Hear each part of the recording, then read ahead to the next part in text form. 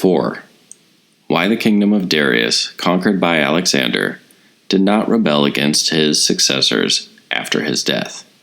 One could well wonder, after having considered all the difficulties involved in holding a newly acquired state, how it was that when Alexander, who had in a few years become ruler of all Asia, died with his conquest scarcely completed, there was not, as might have been expected, a general uprising.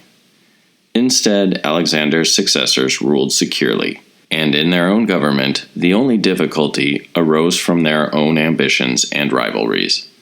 My answer to this problem is that all principalities known to history are governed in one of two ways: either by a prince to whom everyone is subservient and whose ministers with his favor and permission help govern, or by a prince and by nobles whose rank is established not by favor of the prince, but by their ancient lineage.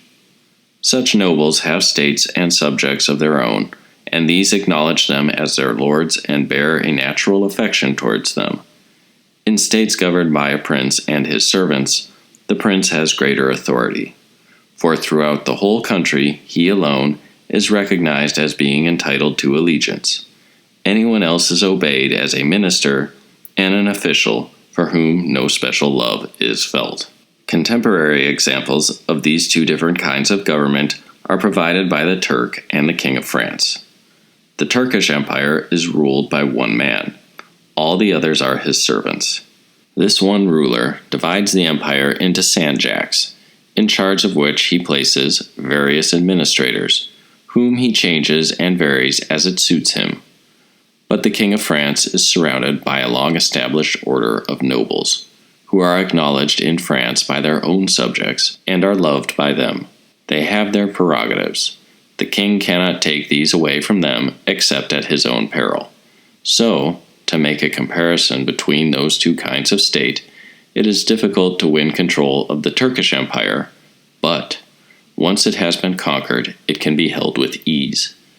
On the other hand, in several respects, you will find that the French state can be more easily seized, but it can be held only with great difficulty.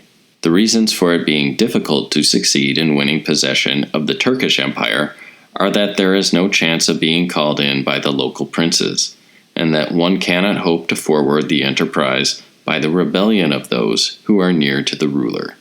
And this is because of the reasons I gave above. They are all slaves, bound in loyalty to their master, and so it is more difficult to corrupt them. And even should they be corrupted, one cannot hope to make much more use of them, because they are unable, for the reasons given, to draw the people after them. Whoever attacks the Turkish Empire, therefore, must expect to find it completely united, and he is constrained to base his hopes on his own strength rather than his enemies' disunity. But if once the Turk has been vanquished and broken in battle, so that he cannot raise new armies, there is nothing to worry about except the ruler's family. When that has been wiped out, there is no one left to fear, because the others have no credit with the people. And just as before his victory, the conqueror has nothing to hope from them, so afterwards he need not fear them. The opposite happens in kingdoms governed in the way France is. You can easily invade if you win over one of the barons. There always exists malcontents and those who want to change. These, for the reasons explained, can open up the state to you and facilitate your victory. But subsequently, when you want to maintain your rule, you run into countless difficulties as regards both those who have helped you and those you have subjugated.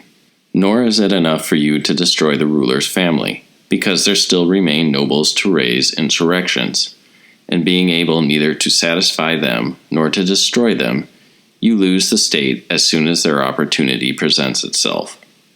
Now, if you will consider the kind of government which Darius administered, you will find it resembled that of the Turk. And so first of all, Alexander had to attack him head-on and drive him from the field. Then, after he won that victory and Darius was dead, the state rested securely in Alexander's hands for the reasons discussed above. Had they been united, his successors could have enjoyed it undisturbed, Certainly, there were no tumults other than those they themselves provoked. But as for the states constituted like France, it is impossible to rule them with so little trouble. This fact explains the many rebellions against the Romans in Spain, France, and Greece, which were due to the number of principalities of which these countries were composed. The Romans were always unsure of their hold, while the memory of these principalities endured. But when Roman rule had been long established and had become powerful, and the principalities were completely forgotten, the Romans consolidated their position. Later on, however, when they, the Romans, fought among themselves, each one of them could draw support from various parts of the conquered territories in proportion to the authority he had acquired. Allegiance was given to the Romans individually because the families of the former rulers had been wiped out. So, if this is borne in mind, no one will wonder at the ease with which Alexander kept command of Asia, or at the difficulties encountered by others, such as Pyrrhus, and many more like him, in maintaining their conquests. This contrast does not depend on whether the conquerors are more or less capable, but on the kind of state they conquer.